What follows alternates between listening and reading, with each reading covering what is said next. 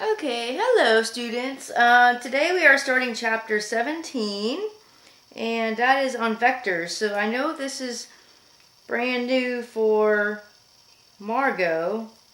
She's never done this before. I don't know if Hannah has ever done any of this, and I'm not sure if Jingying ever did any of this in China, but I think probably not.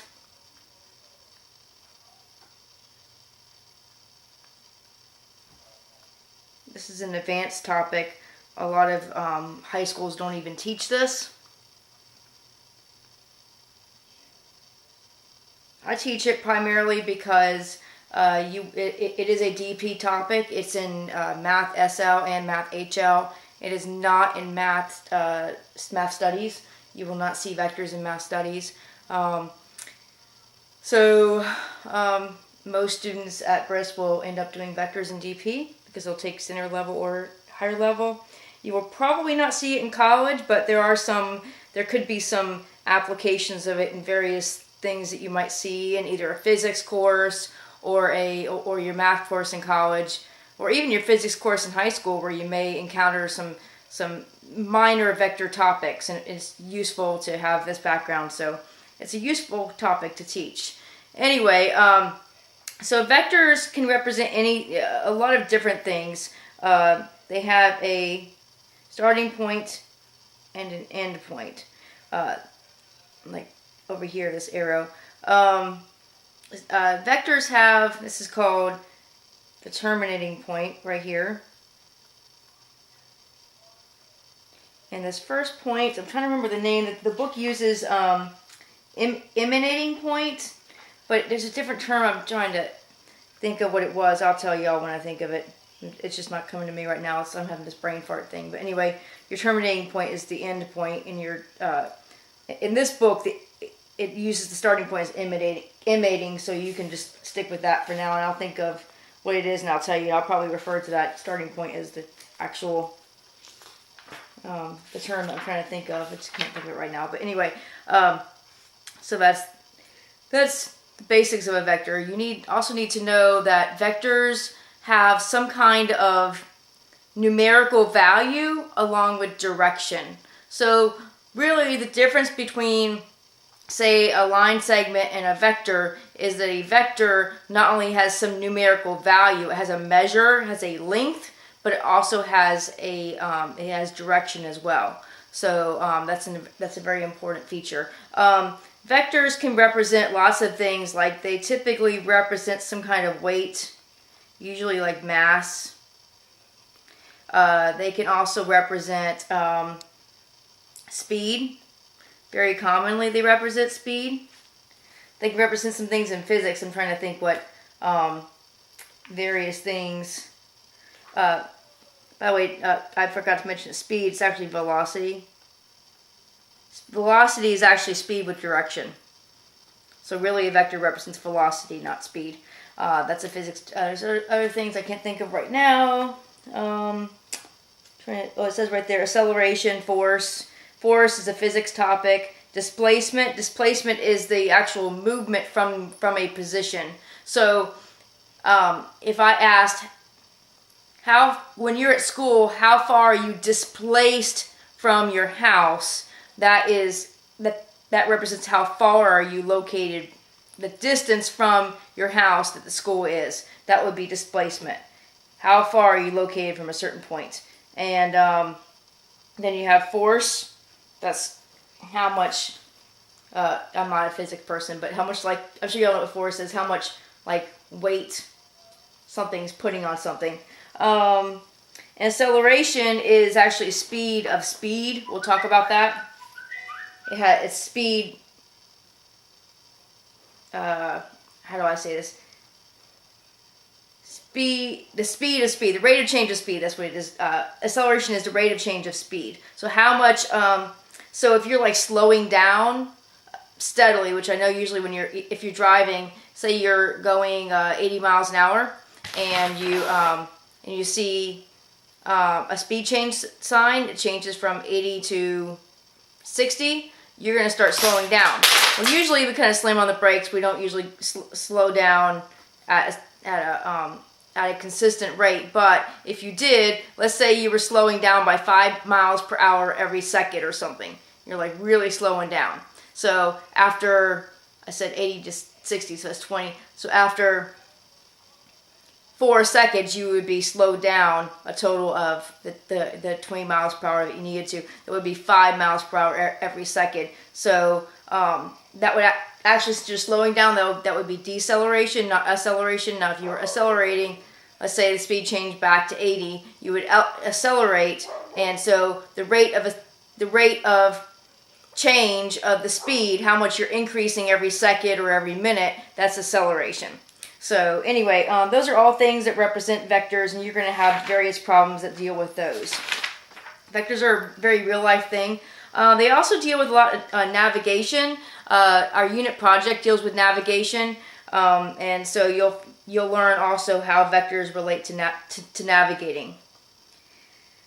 Anyway, let's see the components of a vector. Notation. Let's say we have a vector.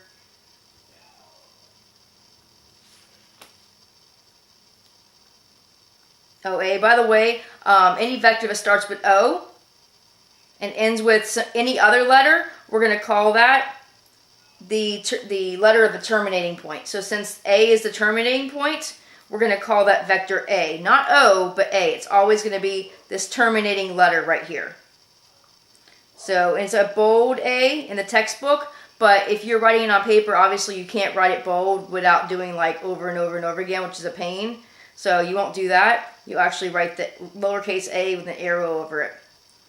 Sometimes I've seen it like this, and I think Mr. Fabrice has his own notation. He has some notations too. He and I had a discussion about how we write vectors, and I forget how he writes the notation, but keep in mind that notation is going to be different from country to country, textbook to textbook, so it may be slightly different in Fabrice's class. So anyway, anytime you have the bar around the letters of the vector like that, that means the magnitude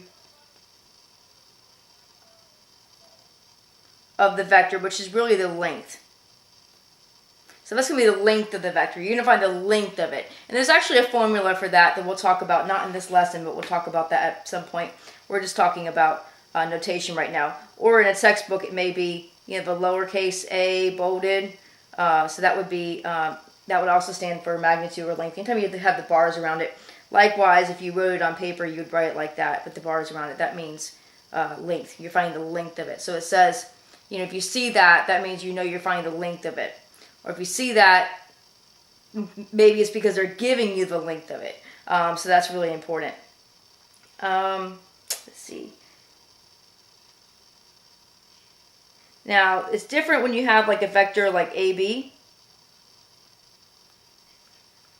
That's not the same as OB.